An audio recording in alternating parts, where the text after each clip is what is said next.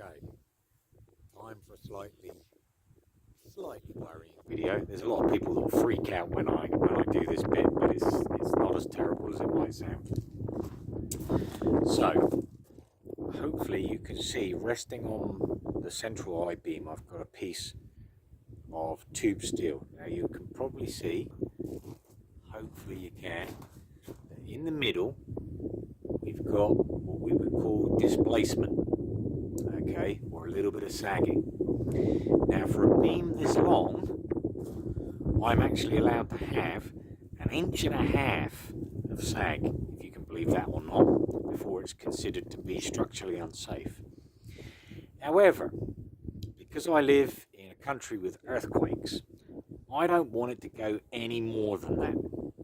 So I am going to install what is called a lally column, and that will entail putting in some super concrete down here, super strong PSI, and placing 2 jack posts to jack up the beam just a few millimeters on either side, and then install a tube steel that's been filled with concrete with 2 welding plates, one that goes up here and one that will go down the base here.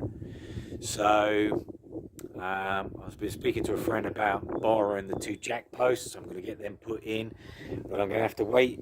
You know, I haven't even started here, but I have to wait till the concrete is fully cured. It's got to wait for 30 days because of the weight that it's going to take. But once that's in, it'll be braced, and it's just, you know, when you've only got one house and it's cost you everything to put in on it, you don't take risks. So as much as this is within tolerance, better safe than sorry. Here's Ryan's makeshift plumb line.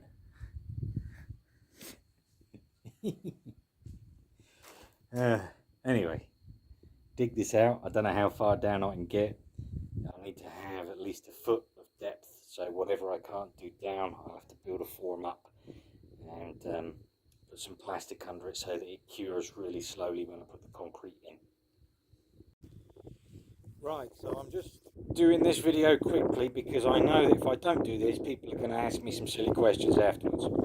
So I dug a column base larger than the steel that I need to go over the top, and it goes down about 3 more inches below the level here. I think I put a picture up of that. I've got plastic in the bottom so that the concrete will cure nice and slowly, and now that my cage is setting in, I've got a couple of bars going diagonally all the way to the corners, and once I get to the ground level, I'll put my concrete form over the top here, and then I'll put this welding plaque in the center to line up with everything. Okay, hopefully that explains things well. Right, so that's that job out of the way, and hopefully you can see the plaque there sat on it. It's nice and level. I'm going to cover that with a damp towel now and let it cure really slowly. Like I said, it's got to have 30 days before I put any structural weight on it, so that it's nicely off, but that's super hard concrete, that one.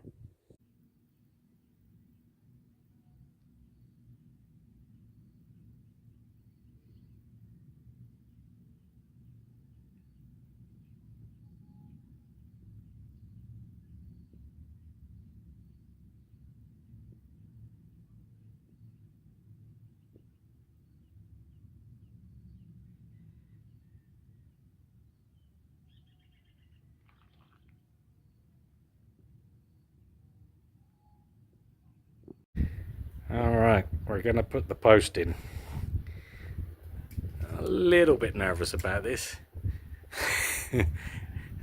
If I don't die in the next half an hour, I'll put this video up.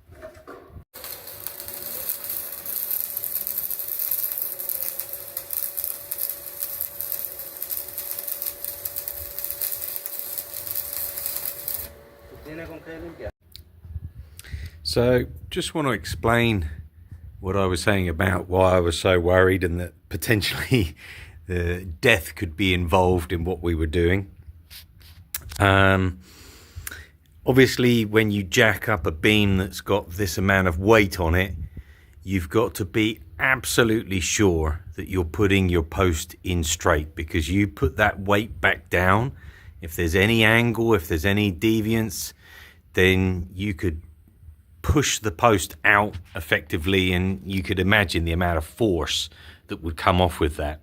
The other aspect was the tower of blocks. You probably noticed that I had various kind of sheets as a pieces of cement board that I've been using upstairs, and that was just to make absolutely sure that the weight was spread evenly. And if you have a situation where there's a defect on the block, you know, that amount of weight and pressure could cause it to shatter again, which would then bring the weight of the roof down in a massive jolt. So it was a little bit, you know, dicey from that point of view, and just being very, very careful to make sure that we were absolutely level. I actually spent most of yesterday afternoon building and rebuilding that tower, as crazy as that might seem. But the post is in place.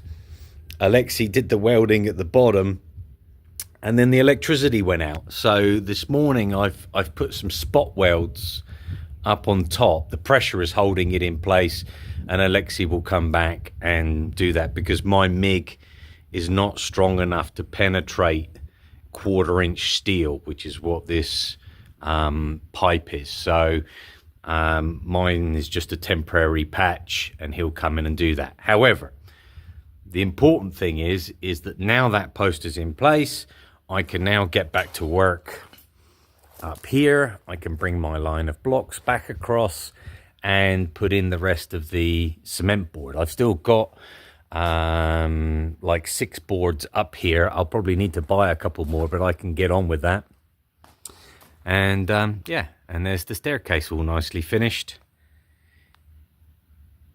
and painted. So yeah, start making a bit of proper progress again, thankfully.